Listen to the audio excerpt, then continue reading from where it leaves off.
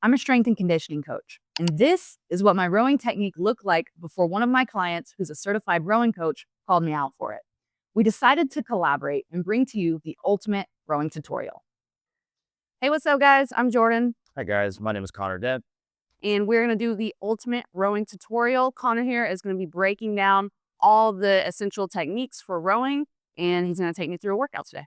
All right, so we're gonna get started with the basics. First, Jordan, I'm gonna instruct you through making sure that you're comfortably seated on the machine. So I want your sit bones or your ischium, your true sit bones, to be comfortably almost towards the back, not falling off the seat, but just kind of towards the back 3/4 of the seat. And now we're gonna talk about the foot position. We wanna make sure that the heels are not too high in the air. So if I take Jordan's leg, if I would have had her heels too high, this is going to put a lot of pressure on Jordan's low back as she hinges forward. We want the strap to be at the widest part or closer, higher on the toes. If the strap is too much into the body, the middle of the foot, that means the heel is too high towards the sky. This is going to place pressure on the low back when rowing.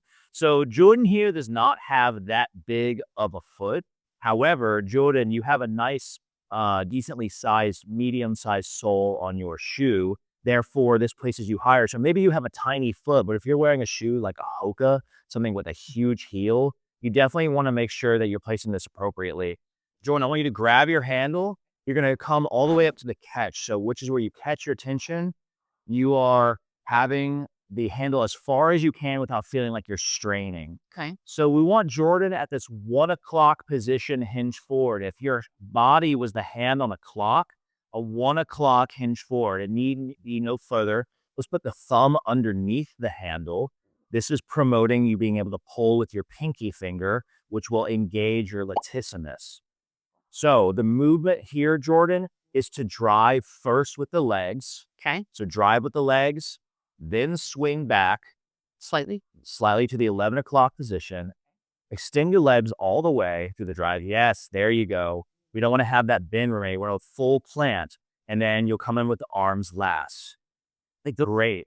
And notice, guys, how the handle has come in between the sternum and the navel. It will be somewhere in this range for you as long as that chain remains nice and flat like a tabletop. Jordan, you actually did that perfectly. Now we're going to start with our very first pick drill. Jordan, I want you to stay at this 11 o'clock layback, and I want you to start moving in and out with the arms. Just this. Oh, okay. That. We're just focusing on getting it. Okay. Yeah, let's focus on this technique. So this is isolating the movements. You're pulling that handle in all the way. You're going to make sure you hit the abdomen with it. Okay. It's okay to chain shake. I see the chain shake and I wonder, I'm like, oh, is that bad? Chain shake is fine. Oh, okay. Gotcha. So you're coming in a little lower now. Oh, and just like about half an inch higher. Great. Now let's start speeding it up. Coming in all the way, making contact with your abdomen. Great. This is how we isolate the arms. All right, Jordan, I now want you to add in a hinge forward with your low back. Let's get those arms out, hinge forward. Yeah. Now swing back and pull in. And arms out, hinge forward, swing back, pull in. So now we're adding in that lower back movement.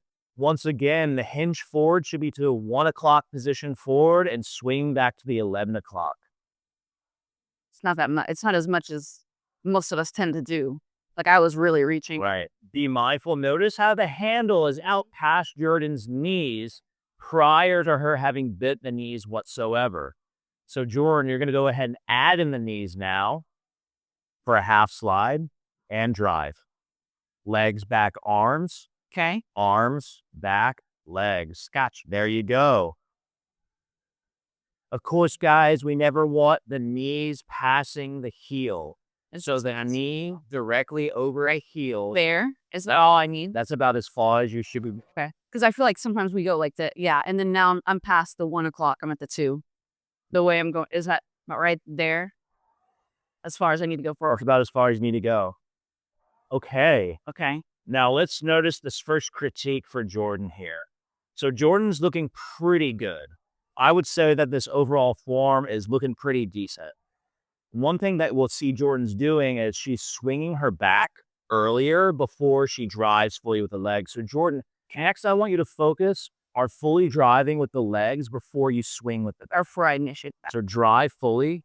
Oh.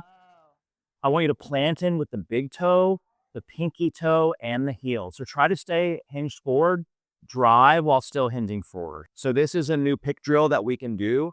If you feel like you are swinging too early with the bat, we can do this pick drill, which is legs only. So Jordan, I want you to stay hinged forward at the 1 o'clock position. Right there. And I want you to drive as hard as you can without letting your back swing back. And drive. Yes. And do again. Okay. And then push through the toes. Push through the toes and the full heel, the pinky toe, the big toe, and the heel. Felt my. I have a question too. Like, sometimes when people are like sliding all over the bench, what's happening? What are we doing correctly? So whereas this movement should ideally be purely horizontal, Yeah. if someone's getting vertical Yeah. power, it means they're swinging their back too early. So you're still swinging your back early. I want you to focus on control your core. Okay. Drive with just the legs. And I want you to not swing back whatsoever. This will engage your lower abdomen. Right there. Yes. Don't swing back. You're still swinging back. Okay. Drive fully in with the legs. Yeah. Now I'm messing up. Okay. So here, let's stay here. Yes, that was good. Gotcha. You should also feel from this drill that you're feeling it in your lower core. Yes. Okay, easing your Yeah, core rear. to control yourself from not swinging back yet. Once again, this exercise is just training Jordan to be able to drive fully with the legs prior to the swing back.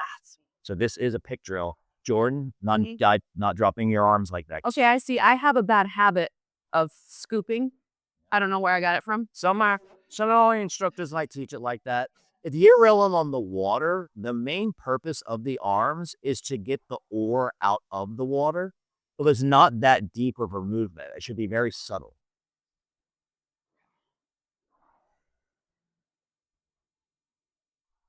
Good.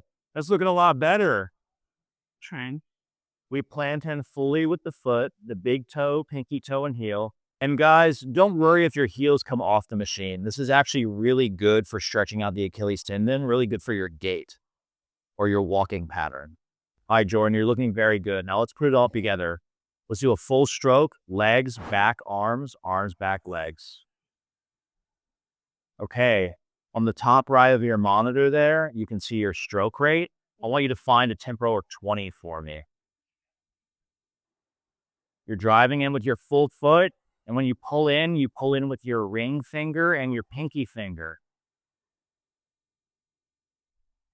So let's talk about the hand position for a second. Yeah. So Jordan keeps finding that she's adjusting between the incorrect and the correct, and I'm going to highlight this for you. Yeah. So This is a bad habit of doing this. well, it's not just the thumb. So it's the knuckles. So a second ago, you had these knuckles aiming towards the ceiling.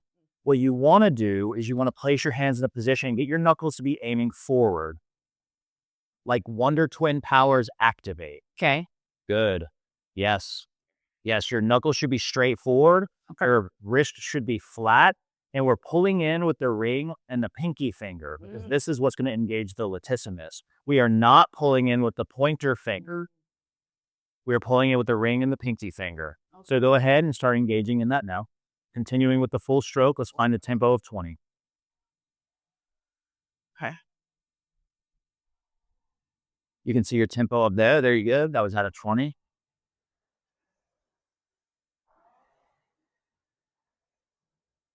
Can you tell us about like what are that a lot of clients ask me, like, what does that SMO mean? Like strokes per minute? Strokes per minute. Okay. Yes. So that's how many strokes you are doing every minute.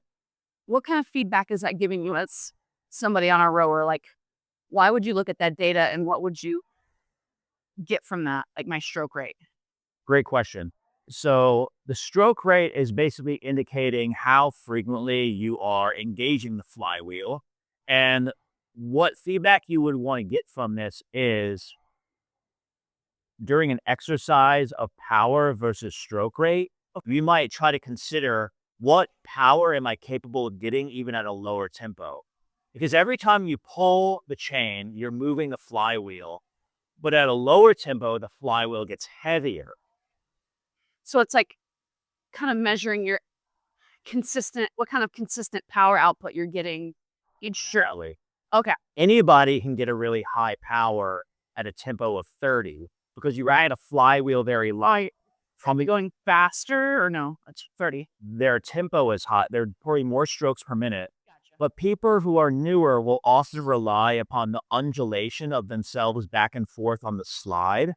They have very little control on their return. Their form starts to break down, and they're relying on just using brute force through using whatever combination of muscles in their body to just keep that flywheel tapping along. Gotcha. But learning how to output a higher power, even at a lower tempo, with proper form, demonstrates your ability to truly connect with the machine.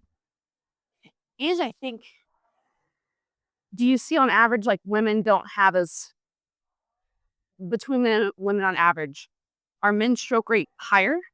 No, No. Okay. I would not say stroke rate has anything to do with gender. Okay. But okay. Cool. If anything, I would say that newer people tend to gravitate towards higher stroke rates because they lack of control. So one thing that if you're new, you might want to do is not get on the machine and demonstrate how much power can I output, because that's an ego contest. If you really want to get good at rowing, can you run control at slow tempos first and then learn to build up? I like that. And with breathing, should people be exhaling on the pool, and like, should we be synchronizing that at all, or what are your thoughts? Great question. We can definitely sync the breath to the movement, and that's where we'll move into next. Cool. So Jordan, I want you to row at a power that you can still nasal breathe with. So I don't want you to push any harder than makes you breathe with the mouth. Okay. So let's return to know your breathing. Heart rate. So should I stay right now? I'm in zone 2. Okay. So Let's stay in zone 2. yes, stay under 70%. And let's do that with nasal breathing. Because remember, with nasal breathing, we keep our carbon dioxide levels high. This is increasing oxygen delivery to your tissues. This is actually going to improve your endurance. So Jordan, you're going to breathe in as you come up. This is called the return. So breathing in on the return. As you begin the drive, you should have a small breath hold and exhale fully at the catch. Breathe in, breath hold, exhale. Inhale, breath hold, exhale. The two tenets that we're seeing right now with breath are nasal breathing to promote more endurance during zone 2 training. Additionally, matching breath to movement. So we're synchronizing inhale with the return, and we're having an exhale at the finish of the drive. Notice, everyone, Jordan's doing very well here with this. Getting the arms past the knees prior to her bending the knees. You didn't do it there. Let's see it again. Arms out, past the knees before you bend them. Good. Gotcha. That's her. Feeling good? Yes. It's a lot to focus on, but yeah. They all, well, yeah, I feel my old habit of this. And the way I was originally taught is, I think all of us trainers at the gym, the way we worked down was just like, yeah, the arms, back, legs. Yep. So it's like I got something in, but yeah, it's a lot of details. Especially I didn't realize my gripping, it's over gripping. And the timing, as I look at myself in the mirror, I see my early, too much hinge forward, and I'm kind of early on that lot of back. You don't have to. Now I was on leg. Forward. Okay, that's good. But yeah, and even that, we were in zone 2 the whole time, and like I'm sweating, just because it's like, it's hard to focus psychologically on your technique too. I relearned that. The one thing that we did talk about at the beginning was the resistance level. So Jordan currently on this Concept 2 machine, Jordan has this resistance level set to 4, which is going to be good for someone who looks like Jordan's size. We want the resistance level to mimic what we might feel on the water. So if I have a group of people coming into class and I don't know what they're going to look like coming in, I set the resistance between the line of 3 and 4, because for the average person, that's going to most mimic the resistance they might feel on the water. Now, for a guy my size, and I weigh 225 pounds, or around 100 kilo, I'm going to be best rowing at the line on the Concept 2 between 5 and 6. Now, for those who are the more advanced rowers, who are watching this that might want to throw in a critique. Of course, different machines have different drag factors based on the age of the machine. There's a setting you can go into on the machine and see the drag factor.